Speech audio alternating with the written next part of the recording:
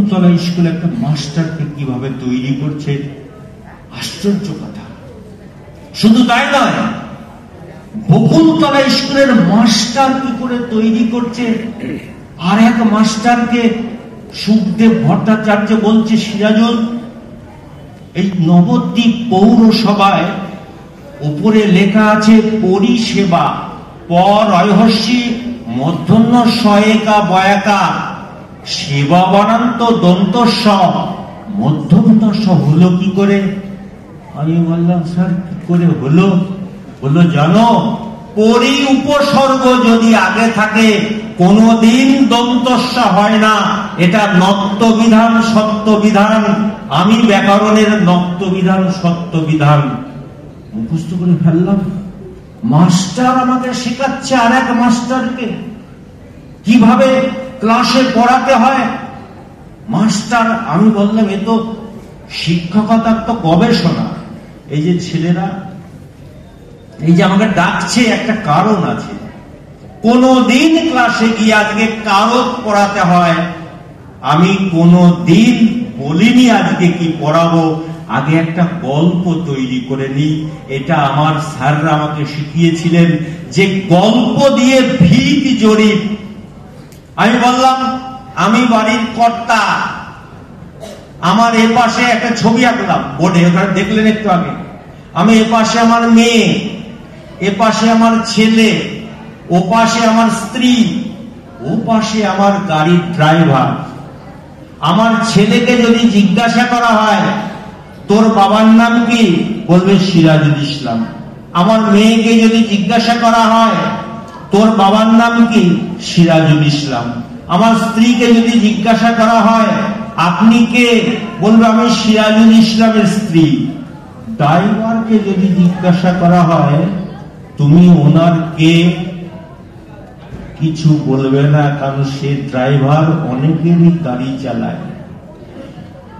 এই যে সিরাজুল ইসলাম বাড়ির কর্তা, বাক্যে ক্রিয়াপদ হচ্ছে বাক্যের প্রধান। ছেলের সঙ্গে তার যা সম্পর্ক, মেয়ের সঙ্গে তার যা সম্পর্ক, স্ত্রীর সঙ্গে তার যা সম্পর্ক, এর নাম কারক। ছেলেরা বললো, স্যার দারুণ বোঝালেন তো, কারক কাকে বলে? ছেলেরা বললো, আমি বলবো সি সেকশন বলে কমা। ওই ছেলে বলে গেল, স্যার বাক্যে ক্রিয়াপদের সঙ্গে অন্যান্য পদের সম্পর্ককে কারক বলে। আর ওই যে ড্রাইভার, যার সঙ্গে কোনো আমার সম্পর্ক নেই, ওটার নাম অকারক। এগুলো গবেষণা এক ধরনের। ছেলেরা একটা শিক্ষক হতে গেলে কিন্তু অনেক গবেষণা দরকার।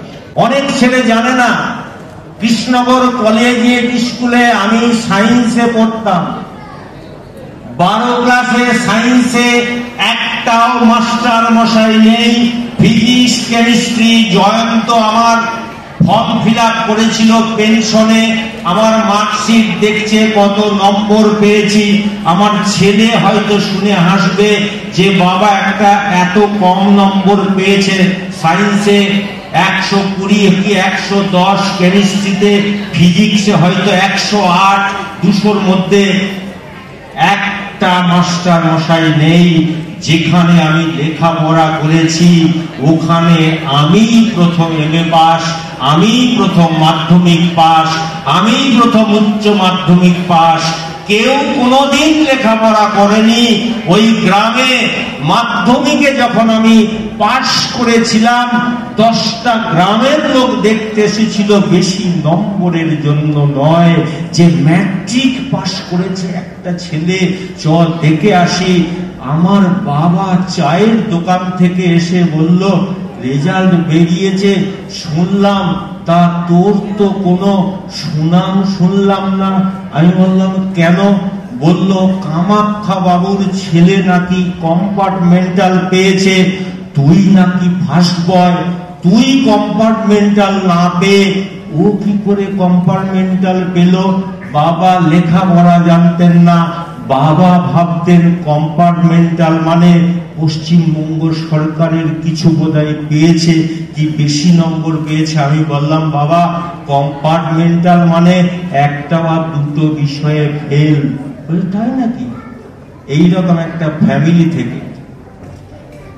অনেকেই জানে না, আমি নয়, রবীন্দ্রনাথ জীবন স্মৃতিতে লিখছেন, বয়স 10-এর কোঠা পার হইবার আগে কখনো জুতা পরি নাই।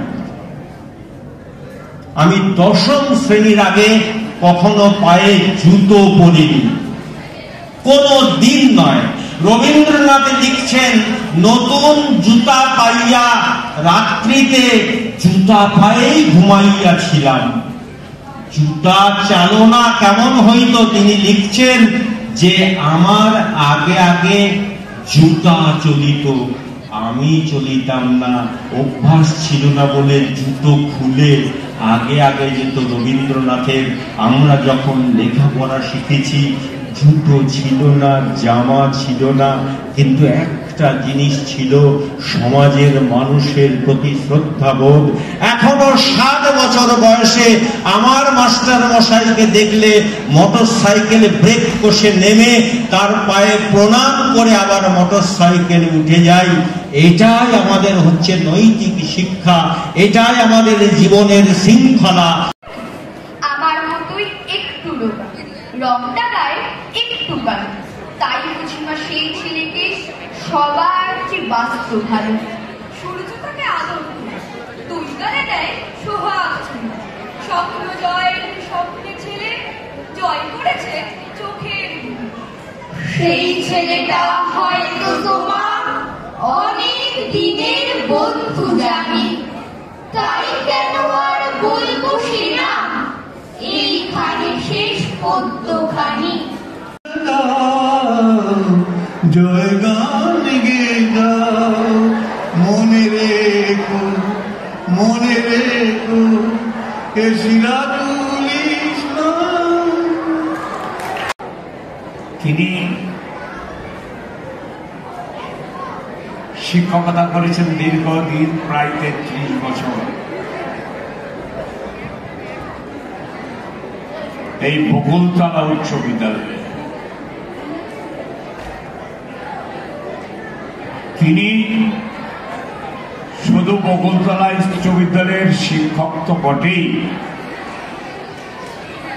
তার সঙ্গে তার সাহিত্য রচনা দিয়ে তিনি সারা বাংলায় সুপরিচিত।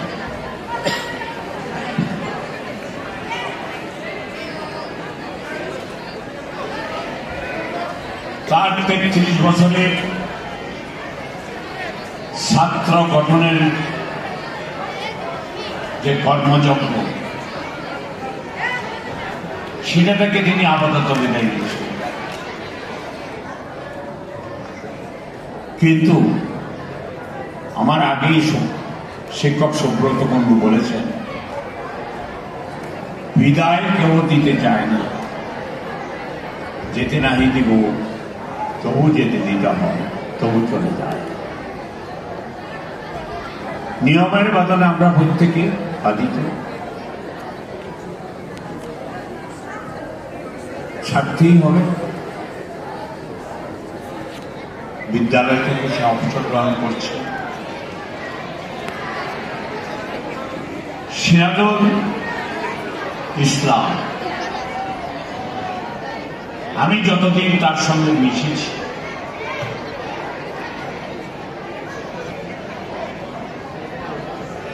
তিনি অত্যন্ত ভালো মনের মানুষ বলে আমার কাছে বিবেচিত হয়েছে।